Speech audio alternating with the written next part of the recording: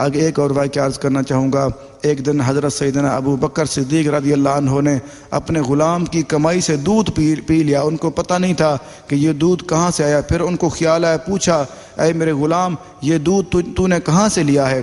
اس نے عرض کی کہ امیر المومنین، یہ میں نے ایک فال نکالی ہے۔ فال نکالنا ہوتے ہیں، وہ حساب کتاب لگاتے ہیں، وہ اندازہ لگاتے ہیں کہ فلاں تیرے ساتھ ایسا ہوگا، فلاں تیرے ساتھ ایسا ہوگا۔ یہ فال نکالنا یہ بھی جائز نہیں ہے، کیونکہ بہت زیادہ لوگ ہوتے ہیں وہ کہتے ہیں ہم یہ جو کر رہے ہیں یہ ٹھیک کر رہے ہیں۔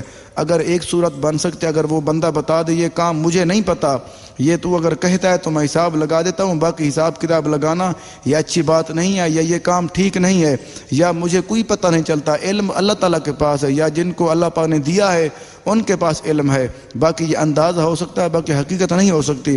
کیونکہ پہلے زمانے کے لوگ کیا کرتے تھے، ان کو یہ بات گارنٹی سے کہتے کہ یہ جیسے میں حساب کتاب کر رہا ہوں، فال نکال رہا ہوں، یہ تیرے ساتھ ایسے ہوگا، لیکن ایسا نہیں ہے۔ اگر کوئی انسان فال نکالتا ہے، وہ پیسے لیتا ہے لوگوں سے، وہ پیسے لینا اس کا مطلب ہے وہ اس کے لیے حلال نہیں ہے۔ کیونکہ حضرت سیدنا ابو بکر صدیق رضی اللہ عنہ جب پوچھا، اس نے کہا میں نے یہ فال نکالی ایک بندے کی، اس نے مجھے یہ دودھ دیا ہے۔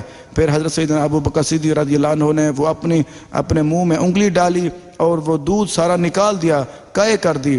اور ایک بندے نے جا کے عرض کی کہ یا رسول اللہ صلی اللہ علیہ وسلم، آپ کے دوست نے یہی ایسے کیا ہے۔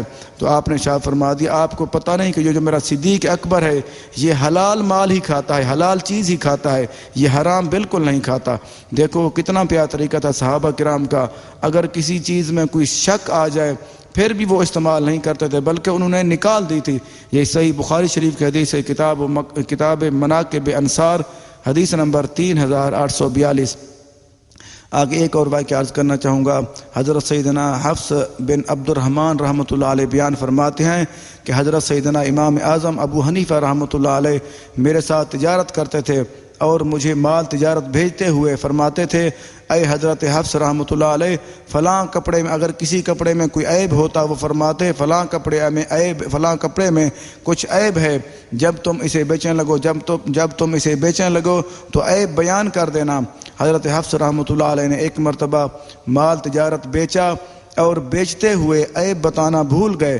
جب حضرت امام اعظم ابو حنیفہ رحمۃ اللہ علیہ کو علم ہوا تو بتایا، تو آپ رحمۃ اللہ علیہ نے تمام کپڑوں کی قیمت صدقہ کر دی۔ دیکھو ایک صورتحال یہ ہوتی ہے کہ بندہ جان بوجھ کے کرے، دوسری صورتحال یہ ہوتی ہے اگر کسی کو کوئی بھول جائے کوئی بات، وہ مجرم نہیں ہوتا، کیونکہ اگر کوئی انسان کوئی روزے کی حالت میں کوئی چیز کھانا کھا لے، اس کو پتہ نہ ہو، یاد نہ ہو، پھر بھی اس کا روزہ بھی نہیں ٹوٹتا۔ یہاں پہ اور بھی معاملات ایسے ہیں، اگر کسی کو پتہ نہیں چلا یا کوئی بات بھول گئی ہے پھر وہ مجرم نہیں ہوتا۔ لیکن وہ امام اعظم ابو حنیفہ رحمۃ اللہ علیہ اتنا زیادہ تقوی والے، اتنا زیادہ پرہیزگار تھے، پھر بھی وہ مال استعمال نہیں کیا، وہ تمام کپڑوں کی جو قیمت تھی وہ صدقہ کر دی۔